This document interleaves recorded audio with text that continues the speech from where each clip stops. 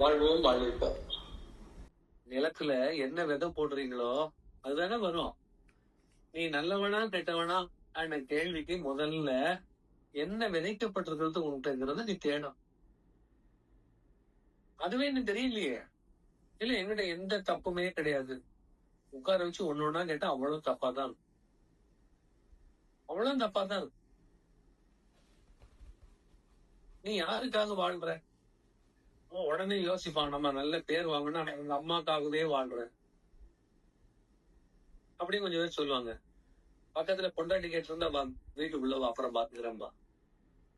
அம்மாக்காக வாழ்ற இல்ல அம்மாக்காக வாழ்க்கோன்றுவா. இல்ல பொண்டாட்டி சொன்னாங்கன்னு வச்சுக்க, அம்மா என்ன சொல்லுவா, உன்னை பெற்றதுக்கு ஒரு நாயை பெற்றிருக்கலாம், காலையா சூடு கிடக்கும், கண்டவளை பார்த்து ஓடிட்டான் பாருப்பா. யாருக்கு பதில் சொல்வீங்களே? இல்ல என் குழந்தைக்காக தான் வாழ்றேன்னா பள்ளிக்கூடத்துக்கு அனுப்பும் போதே பறந்து போயிடுச்சு, எங்க இருக்குன்னு தெரியல. இப்போ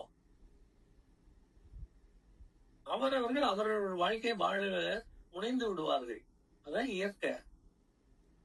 நம்ம சப்போர்ட் பண்றதுனால நாம தான் அவங்களுக்கு கார்டியன் பாடியன்கிறதெல்லாம் வேஸ்ட். அந்த பாடத்தை சொல்லி கொடுத்துதான் நம்மளை என்ன வச்சுட்டாங்க, பிள்ளைகளை நம்ம அடிமைப்படுத்தவும் அராஜகப்படுத்தவும் இறங்கிட்டோம். என் சொல்படியே கேட்காதவங்க என் பிள்ளையே இல்லம்பாங்க. ஏன் உன் சொல்படி கேட்கணும்? நான் பெற்றுட்டேன்ல, இந்த பையன் பிறப்பான்னு நினைச்சிட்டு பெற்றியா? காட்டு, டைரி எழுதி வச்சிருக்கிறியா? கல்யாணத்துக்கு முன்னாடி எனக்கு இப்படி ஒரு பையன் பிறப்பான், நான் இந்த பேர் தான் வைப்பேன். ஒரு புண்ணாக்கும் கிடையாது, இஷ்டத்துக்கு பேசிட்டு இருக்க.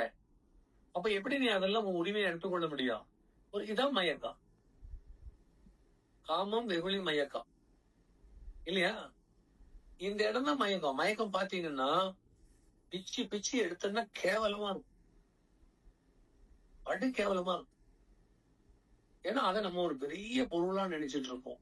எவ்வளவு பெரிய தாட்ஸ், எவ்வளவு பெரிய டிசைன் பண்றோம், எவ்வளவு எஃபர்ட் போட்டிருக்கிறேன், எதுக்கு தெரியல. நம்முடைய ஆயுள் காலம் எவ்வளவு, ஆயுள் காலத்துல நம்ம என்ன சாதிக்க வந்திருக்கிறோம்? இந்த மண்ணில நீ எதுவுமே சாதிக்க முடியாது. ஏன்னா மண் எல்லாத்தையும் உள்வாங்கிக் கொள்ளும். நல்ல ஞாபகம் வைங்க, மண்ணு கூட அக்னி இருக்கும். மண்ணும் அக்னியும் உறவானவைகள். அதனால தப்பு பண்ணும் போதெல்லாம் மண்ணுல அக்னி தான் சுட்டெரிக்கும். மண்ணை உங்களை உள்வாங்க முடியலன்னா நெருப்புல எரின்னு சொல்லிடும். சாம்பல தான் வாழ்க்கை அப்படித்தான் இருக்குது. இதுல சந்தோஷமான வாழ்க்கை என்னங்க? ஒரு 5 நிமிஷம் கேட்டா சந்தோஷமா இருக்க வேண்டாமா? இது வாழ்க்கையை வெறுக்க வைக்கிறீங்களே. ஞானத்தையும் உட்கார மாட்டாங்க. இதெல்லாம் கேட்டு இன்னும் எனக்கு வெறுப்பு வந்துடும், வாழ்க்கையில ஆர்வமே வராது, சந்தோஷமே இருக்காது. ஒரு கிடுகிடுப்பா சொல்ல வேண்டாமா, ஜாலியா சொல்ல வேண்டாமா? அப்படிதான் நினைக்கிறாங்க. நீ 2 மணி நேரம் 2.5 மணி நேரம் வெட்டியா கதை பேசுறாங்க எல்லாம் சேர்ந்து உட்கார்ந்து. எந்திரிச்சு போகும்போது என்ன லாபம்? இதனுடைய முடிவு என்ன? அவனை குறை சொல்லி இவனை குறை சொல்லி அதை கேட்டு இதை கேட்டு ஒரு 2.5 hours ஒரு என்டர்டைன்மெண்ட் ப்ரோக்ராம். வீட்டுக்கு போன பிறகு இவ்வளவு நேரம் ஓட்டினால என்ன லாபம்? இதைய வச்சு உனக்கு என்ன பிரயோஜனம் கிடைக்கும் சொல்லுங்க. அப்ப எது தேவை எது பயன்னு நம்ம கண்டுபிடிக்க முடியலையே, இல்ல? அதான் வாழ்க்கை பாடம் சரியில்லை. அப்ப தன்னை அறிதல்ல, தன்னை தெரிஞ்சு கொள்வதில்ல. இப்ப இங்க வந்த பிறகு இந்த உடம்புல இருப்போம், இந்த பிறவில இந்த உடம்புல இருப்போம். அப்ப இந்த உடம்பினுடைய ஜிக்ஸாக் நமக்கு தெரியணும், இதுல இருக்கக்கூடிய மாய சக்திகள் நமக்கு தெரியணும்.